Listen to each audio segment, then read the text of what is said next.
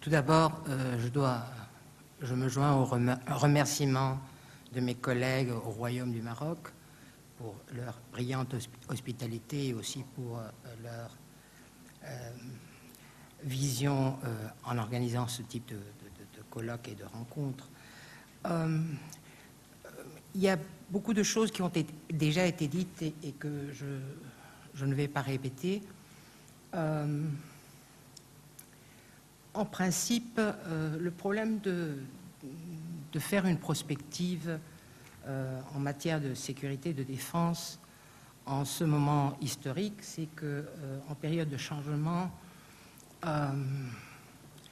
hier, j'étais en train d'écouter les réflexions des autres panélistes et je me suis rappelé du roman de Umberto Eco, Le nom de la rose, où il y a une brillante citation ou réflexion sur la situation des couvents. Et dans ce roman, Umberto Eco fait dire à l'un des moines, au couvent on parlait latin alors que à l'extérieur le monde fonctionnait déjà en italien. Et on se trouve dans la même perspective en ce moment. Disons, on doit faire face à des nouveaux défis, mais le plus grand défi, c'est qu'on doit protéger un monde qu'on n'arrive pas tout à fait à comprendre.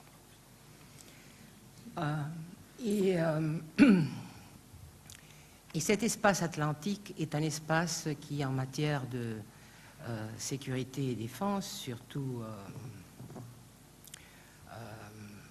en parlant comme latino-américaine,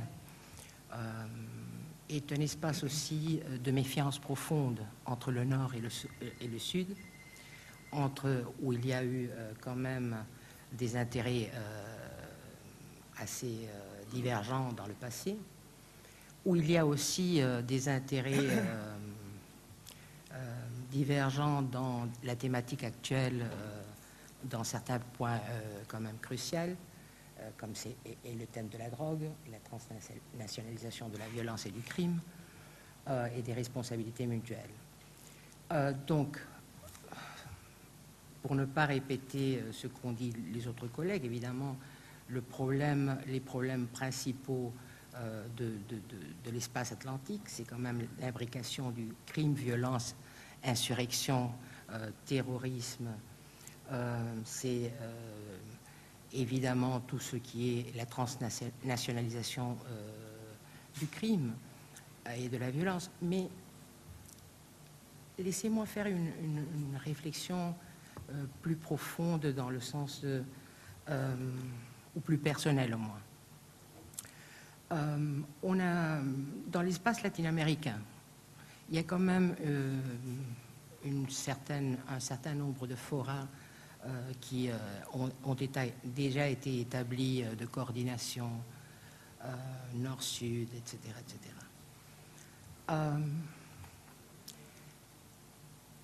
La coordination sud-sud dans l'espace atlantique n'existe pas, n'est pas aussi bien développée. Mais même dans ces espaces de coordination, les conférences interministérielles des ministères de défense, par exemple, qui sont annuelles, la conférence des armées aussi annuelle, où tous les acteurs de l'espace atlantique de notre côté de l'hémisphère occidental fonctionnent, il y a eu quand même un certain nombre de points qui ont fait faillite dans la dernière conférence interministérielle, comme le thème, par exemple, de la drogue et de la... Mais le problème principal, c'est qu'en ce moment, il y a quand même un phénomène ultérieur qui se produit, qui est celui de la privatisation de la violence. La défense en matière d'ordre public est engagée en ce moment par des acteurs. Je vais passer à l'anglais parce que je suis... je pense mieux ce genre de choses en anglais. The privatization of violence, both in terms of the criminal networks, transnational criminal networks, on the one hand, and the new actors in the problems of private security, for instance, which is the big elephant in the bazaar in terms of the fight against piracy in the Indian Ocean, the fight, the law and order problems right now. The emergence of the observatory in terms of security, public security, but also the kind of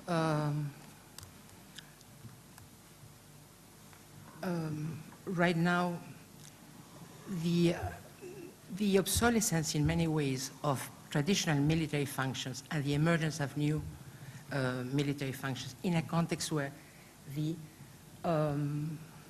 actors of the West are precisely, in a sense, les armées en crise d'âme.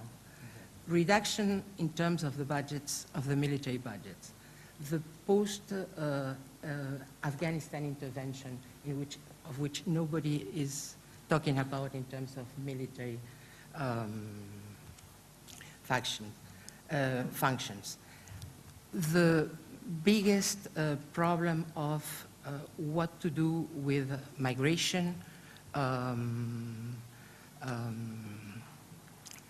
illegal trafficking of guns, and that sort of thing. That has resulted, for instance, in things, in contradictions such as right now, whereas there's still a war on drugs in Latin America, and 18 states in the United States are basically legalized the use of medical marijuana, and 2 states in the last elections on referenda have passed the legalization of drugs, of the consumption of marijuana in 2 states. We don't speak a common language yet. We don't, despite all the efforts, we are in a world in which a lot more thinking has to happen in terms of from civil society, from the private sector, about what is it exactly that human security is all about in this region. Is it the fight on crime? Is it a police function? Is it a military function? What's the role of civil society? What's the role of the private sector in this arena in terms of largely unregulated and basically operating in every single ship right now in the Indian Ocean, for instance. So a lot more, I join my colleagues in saying that a lot more thinking has to happen in terms of the joint thinking and common language, standard operating procedures, flexible structures, new networks of security practitioners, exchanges in terms of trust, basic trust. The Brazilians are right now have, for instance, a very thorough exchange with the Namibia, for instance, in terms of training some of the military in their academies. Military to military, but also networks of security, practitioners from different fields that have to happen before we even can consider any sort of more formal structure. Okay?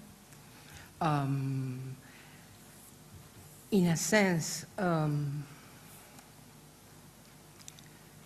the biggest problem that you have right now is that you are designing instruments of security, but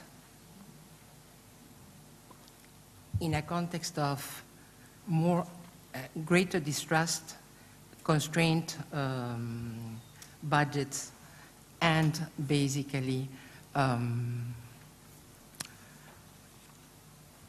higher distrust of the population in terms of the fragility of the state. So I'll leave it there.